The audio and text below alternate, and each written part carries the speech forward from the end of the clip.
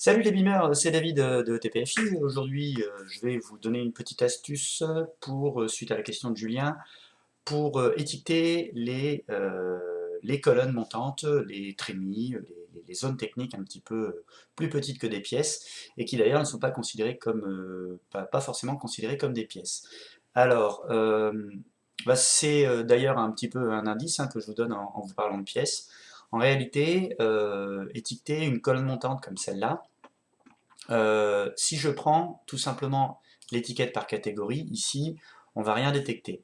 Alors, on ne peut rien étiqueter, pourquoi? Parce que en fait, on veut étiqueter un volume. Alors, les volumes, ils peuvent être représentés soit par des espaces, soit par des pièces. Les pièces, c'est plus architectural, et les espaces, c'est plus lié au MEP, donc Mechanical, Electrical, Plumbing.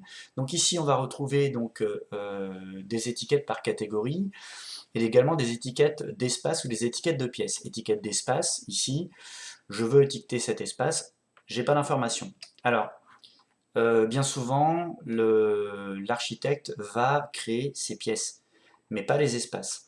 De plus, quand je mets une étiquette, je la mets dans mon projet, donc je ne vais pas forcément étiqueter les éléments liés. Si je veux étiqueter un élément lié, il faut que je clique sur Tout étiqueter, inclure les éléments dans le fichier lié, et je vais choisir d'étiqueter les espaces.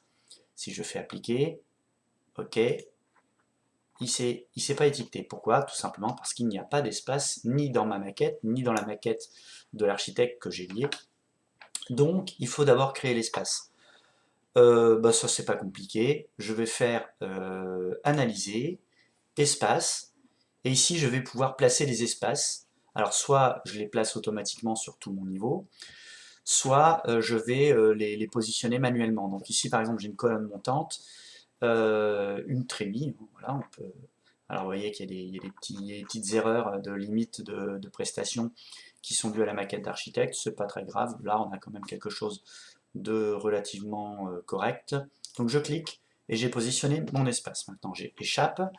Et donc maintenant pour étiqueter mon espace, vous l'avez vu, je vais sur l'onglet annoter, je vais dans le groupe ici étiquette, et je vais trouver l'icône étiquette d'espace, et je vais pouvoir étiqueter directement mon espace. Alors d'ailleurs on voit que tous les espaces qui sont dans mon projet apparaissent en surbrillance.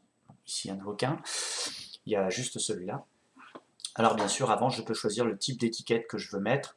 Donc ici je veux mettre uniquement le nom, je peux aussi mettre le nom et la surface. Voilà. Donc pour l'instant cet espace ça s'appelle espace.